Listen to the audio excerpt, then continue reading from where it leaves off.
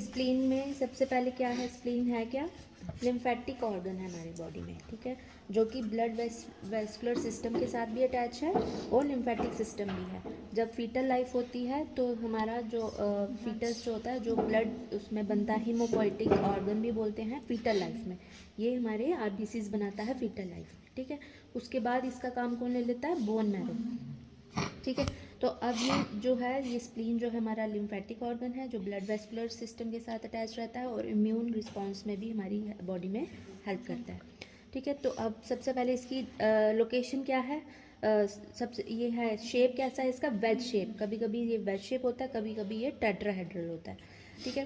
Part इसका location क्या है, hypochondrium, left side, left hypochondrium में कौन कौन से ऑर्गन्स हैं, और स्टमक और ये स्प्लीन, ठीक है। तो ये जो है हमारा ये स्प्लीन जो है लेफ्ट हाइपोकॉन्ड्रियम में है मेनली, और पार्टली जो इसका थोड़ा सा पार्ट रहता है वो थोड़ा सा एपिगेस्ट्रियम में भी रहता है, ठीक है। और ये किसके बीच में प्रेजेंट है, जैसे ये स्टमक है हमारा यहाँ पे इस तरह से, उसका जो फंडस पार्ट है, ठीक है, फंडस पार्ट जो होता है वो इसके साथ अटैच होता है, और जो पीछे वाला पार्ट है ये डायफ्राम के साथ अटैच रहता है, ठीक है। डायफ्राम ऊपर होता है, यहाँ पे नीचे स्टमक है, उन दोनों के बीच में ये स्प्लीन जो है ये ऐसे वेज्ड रहता है, ठीक है। ये स्टमक, ये डायफ्राम, ये इस तरह से it is wedged between fundus of the stomach and diaphragm, ठीक है। तो इसकी अब नेक्स्ट है इसका ये सॉफ्ट है, हाईली वेस्कुलर है, highly vascular means blood supply ज़्यादा है इसमें, डार्क पर्पल होता है कलर में, साइज़ और वेट क्या है इसका वेरी करता है। तो एवरेज जो इसका वेट है, साइज़ जो उसमें सब बताई हैं डायमेंशन, इसमें आपने ऑड नंबर्स याद रखने हैं, 1, 3, 5, 7, 9 एंड 11, ठीक है। 1 इंच जो है वो इसकी बताई है इसमें थिकनेस, 1 इंच जो है वो थिकनेस है, 3 इंचज़ इस ब्रॉड है, और 5 इंचज़ ये लॉन्ग है, 7 आउंस इसका वेट होता है। फिर 9, 11 जो है वो 9, 10, 11 जो उसमें आ जाते हैं, 9 to 11 रिब्स में ये पीछे से अटैच रहता है, ठीक है। तो ये जो है ये वाली सरफेस जो होती है इसकी, जो डायफ्राम वाली साइड है, डायफ्रामेटिक सरफेस भी बोलते हैं, तो ये वाली सरफेस जो होती है ये रिब्स के साथ अटैच होती है। तो 9th, 10th एंड 11th, ठीक है, ये इस तरह से ये होता है, ये इसमें ऐसे बना हुआ है, ये शेप जैसी बनी हुई है, ठीक है। तो 10th रिब जो होती है बीच वाली, 10th रिब के ये जो लॉन्ग एक्सिस होता है ना इसका, ये वाला इस तरह से पूरा लॉन्ग एक्सिस, ये 10th रिब के साथ ऐसे अटैच होता है, ठीक है। ये 10th रिब के साथ ऐसे अटैच होता है, और नीचे जो हमारा ऐसे हॉरिजॉन्टल प्लेन आ जाता है, तो ये जो हॉरिजॉन्टल प्लेन जो इस तरह से हॉरिजॉन्टल इस तरह से प्रेजेंट है ना, हॉरिजॉन्टल प्लेन के साथ ये वाला एंड जो होता है ये कितना एंगल बनाता है, 45 डिग्री का, ठीक है। यहाँ पे आगे बनाई हुई है, आगे करना पेज, ये वाला, ठीक है। 10th रिब ऐसे आ रही है पीछे से, यहाँ से हॉरिजॉन्टल प्लेन, हम इमेजिनरी प्लेन जो ड्रॉ करते हैं तो बीच में जो एंगल बनता है दैट इज़ 45 डिग्री, ठीक है। फिर अब नेक्स्ट है इसकी इसका जो पोजीशन बताई है, axis of the spleen lies obliquely, ये इस तरह से ओब्लिकली प्रेजेंट होता है हमारी बॉडी में। लॉन्ग एक्सिस जो है इसके 10th रिब के अकॉर्डिंग से उसकी तरह लाई करता है उसके अलॉन्ग।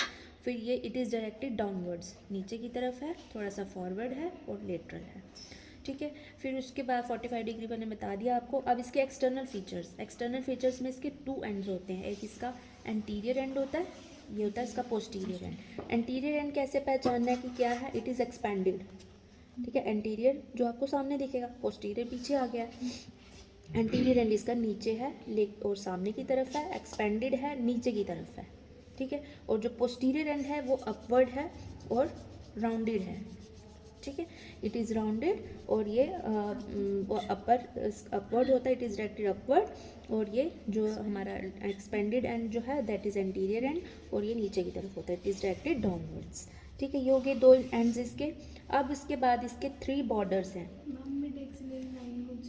मिड एक्सिलरी लाइन जो हमारा एक्जिला से बिल्कुल मिड में जाएगी, जो एक्जिला है ना हमारा, उसके जो बिल्कुल जैसे मैंने आपको उसमें बताया है, डायसेक्शन में बताया है, मिड एक्सिलरी जो बिल्कुल साइड पे होगी, ठीक है, तो वहाँ पे होगा। फिर उसके बाद अब इसके 3 बॉर्डर्स हैं, superior border, intermediate border, inferior border, ठीक है। जो सुपीरियर बॉर्डर है वो कैसे पहचानना है आपने, जो एंटीरियर एंड है उसके बाद ये लोब्यूल से बने हैं ना, नॉचेस बने हुए हैं, तो ये आपने पहचानना है इस तरह से। ऊपर से बिल्कुल स्मूथ आ रहा है लेकिन एंटीरियर एंड के पास इसके नॉचेस हैं, वही चीज़ यहाँ लिखी है। Superior border is characteristically notched near the anterior and, ठीक है, ये हो गया सुपीरियर बॉर्डर। उसके बाद इंफीरियर बॉर्डर है, बिल्कुल राउंडेड है ये। इंटरमीडिएट बॉर्डर जो है वो भी राउंडेड है लेकिन ये हाइलम के पास है, ये वाला, ये इतना सा, बाकी ये हाइलम है, ठीक है, ये हाइलम है इसका, ये इतना सा पार्ट जो है ये इंटरमीडिएट बॉर्डर है इसका, ठीक है। फिर अब उसके बाद इसकी सरफेसिस में आ गई, पीछे डायफ्राम था तो डायफ्रामेटिक सरफेस, ये वाली सरफेस विसरास के साथ अटैच है तो ये विसरल सरफेस, ठीक है। फिर उसके बाद इसके एंगल्स भी लिखे होंगे, इसमें नहीं लिखा है, इसमें एक एंगल है antero basal angle, this is the angle, ये एंगल ऐसे जो बन रहा है antero basal angle, postero basal angle, ठीक है। एंटीरो बेसल एंगल जो है वो सुपीरियर बॉर्डर और एंटीरियर एंड के बीच में है, और जो पोस्टीरो बेसल एंगल है वो एंटीरियर एंड और इंफीरियर एंगल के बीच में है, ठीक है। ये हो गए दो एंगल्स। नेक्स्ट इसमें अब इसकी जो डायफ्रामेटिक सरफेस है वो कैसी है, स्मूथ है एकदम और कन्वेक्स है, और अंदर वाली जो विसरल है वो कन्वेव है, इर्रेगुलर। अब इसमें इंप्रेशंस आते हैं तीन तरह के, ठीक है। ये इंप्रेशन, एक ये इंप्रेशन दिख रहा है, एक यहाँ पे ट्रायंगुलर सा इंप्रेशन बना हुआ है ये वाला, ठीक है। ये एक इंप्रेशन है, इसका नाम है गैस्ट्रिक इंप्रेशन, क्यों, क्योंकि फंडस है, फंडस है स्टमक का यहाँ पे अटैच, तो ये गैस्ट्रिक इंप्रेशन। ये नीचे वाला जो ट्रायंगुलर सा बना है इसको बोलते हैं कोलिक इंप्रेशन, ठीक है। जो हमारा स्प्लेनिक फ्लेक्चर आता है ना कोलोन का, ये नीचे सारी असेंडिंग कोलोन, फिर ट्रांसवर्स कोलोन, फिर नीचे जो बेंड आता है उसको बोलते हैं स्प्लेनिक फ्लेक्चर। तो वो स्प्लेनिक फ्लेक्चर जब यहाँ से ऐसे ये वाला जो ट्रांसवर्स कोलोन जो इस तरह से जाएगा तो ये इंप्रेशन यहाँ पे जो बनाएगा वो होगा कोलिक इंप्रेशन। और ये वाला इंप्रेशन यहाँ पे जो है इंफीरियर जो हमारा जो बॉर्डर है उसके साथ में, ये है रीनल, यहाँ पे लेफ्ट किडनी का इंप्रेशन होता है, ठीक है, लेफ्ट किडनी का इंप्रेशन यहाँ पड़ता है, इसलिए इसको बोलते हैं रीनल इंप्रेशन, ठीक है। तो तीन इंप्रेशंस पता चल गए, विसरल सरफेस के, gastric impression, colic impression, renal impression, ठीक है। फिर उसके बाद हाइलम की बात करेंगे, ये हाइलम है, यहीं से ही स्प्लेनिक आर्टरीज वेन्स वगैरह यहाँ से निकलती हैं, ठीक है, ये हाइलम है। फिर अब हाइलम में क्या लिखा है, hilum lies on the inferior medial part of the gastric impression, ठीक है ना, ये वाला गैस्ट्रिक इंप्रेशन के इंफीरियर मीडियल पार्ट है, मीडियल अंदर, इंफीरियर नीचे, इसके नीचे है ये, ठीक है। तो ये यहाँ पे इंफीरियर मीडियल पार्ट है किसका, गैस्ट्रिक इंप्रेशन का। फिर उसके बाद नेक्स्ट इसमें लिखा है कि transmit the splenic vessels and nerves, वो सब यहाँ से निकलेगा इस हाइलम से, और यहीं पे ही टेल ऑफ पैनक्रियाज भी अटैच होती है, ठीक है। फिर उसके बाद नेक्स्ट है इसमें पेरिटोनियल रिलेशंस। अब पेरिटोनियल रिलेशंस में क्या है, ये पूरी की जो पूरी स्प्लीन है ये पेरिटोनियम से कवर्ड रहती है, ये विसरल वाली साइड, ये वाली नहीं, ये वाली जो है, हाँ ये जो है ये पेरिटोनियम से कवर्ड रहती है। तो अब इसमें क्या होगा, लिगामेंट्स बनेंगे, लिगामेंट्स कब बनते हैं, हाँ ठीक है। तो अब जो जब पेरिटोनियम से कवर्ड रहेंगे तो वहाँ से ही लिगामेंट्स बनेंगे। लिगामेंट्स मैंने आपको बताए थे, लिगामेंट्स कैसे बनते हैं, जब पेरिटोनियम के फोल्ड्स जो होते हैं वो रिफ्लेक्ट हो जाते हैं, ठीक है। तो अब ये जो गैस्ट्रिक वाला है, जो फंडस जो यहाँ पे फंडस अटैच हो रहा था, यहाँ पे पेरिटोनियम की कवरिंग है, तो फंडस वाला जो गैस्ट्रिक वाला इंप्रेशन है, यहाँ पे जो पेरिटोनियम की कवरिंग है वो, और जो हाइलम के पास एक पेरिटोनियम की कवरिंग होगी वो दोनों फोल्ड मतलब रिफ्लेक्ट होके उसकी तरफ जाएंगी, स्टमक की तरफ, तो उसको हम बोलेंगे गैस्ट्रोस्प्लेनिक लिगामेंट, ठीक है। पेरिटोनियम के फोल्ड जो होते हैं वो रिफ्लेक्ट हो जाते हैं, अटैच होके जब उसको होल्ड करेंगे स्टमक को, तो उसको हम बोलेंगे गैस्ट्रोस्प्लेनिक लिगामेंट। फिर दूसरा लिगामेंट आ जाता है हमारे पास, लीनोरीनल लिगामेंट। लीनोरीनल मीन्स जो किडनी के साथ होगा, लीनो आ गया स्प्लीन का और किडनी का आ गया ये वाला। तो इधर से जो पेरिटोनियम का फोल्ड होगा वो जब किडनी के साथ जो किडनी इसके ऊपर है, किडनी की तरफ जो उसको अटैच करेगा फोल्ड, वो होगा लीनोरीनल लिगामेंट, ठीक है। फिर उसके बाद तीसरा आता है फ्रेनिकोकोलिक लिगामेंट। ये स्प्लीन के साथ अटैच नहीं होता है, ये सबसे इंपॉर्टेंट है लिगामेंट, ये स्प्लीन के साथ अटैच नहीं होता है फ्रेनिकोकोलिक लिगामेंट, ये सिर्फ इसको एंटीरियर एंड को सपोर्ट करता है, ठीक है। तो होता कहाँ पे है, it is a horizontal fold of peritoneum extends from the splenic flexure, जो स्प्लेनिक फ्लेक्सर आ रहा है ना पीछे नीचे इसके, तो स्प्लेनिक फ्लेक्सर जो होता है वहाँ से ये एक्सटेंड होता है टू द डायफ्राम, पीछे डायफ्राम आ रहा है, तो उस ये स्प्लेनिक फ्लेक्सर यहाँ पे है और पीछे डायफ्राम है, तो बस वो उधर से उधर तक अटैच है, लेकिन सिर्फ एंटीरियर एंड को सपोर्ट कर रहा है, उसके साथ अटैच नहीं है, ठीक है। तो ये 3 तरह के हो गए आपके इसमें पेरिटोनियल रिलेशन में लीगामेंट्स, ठीक है। फिर उसके बाद विसरल रिलेशंस में, विसरल रिलेशन में सबसे पहले विसरल सरफेस जो मैंने आपको बताई, तो वो आपका बता दिया मैंने, फंडस के साथ ही अटैच था। दूसरा आपको बता दिया ये किडनी के साथ अटैच था, तो रीनल वाला आ गया और कोलिक वाला, और पीछे वाला डायफ्राम, ठीक है। तो ये हो गए इसके एक्सटर्नल फीचर्स और रिलेशंस कंप्लीट। पैराकोलिक गटर हो गया, जो इंटेस्टाइन्स पढ़ोगे ना मैं तब बताऊंगी, उसमें जो साइड्स पे ऐसे स्पेसिस रह जाती हैं वेस्ट को निकलने के लिए, स्पेसिस होती है हमारी बॉडी में, जैसे इंटेस्टाइन्स होती है ना, इंटेस्टाइन्स के साइड पे एक स्पेस होती है छोटी सी, जहाँ पे वो वेस्ट सारा इकट्ठा हो जाता है, तो उसको बोलते हैं पैराकोलिक गटर, ठीक है। आगे करना, ठीक है। बाकी इसकी आर्टेरियल सप्लाई है, ये थोड़ा थ्योरेटिकल इसका वो है, मैं आपको बोर्ड पे समझाऊंगी ये।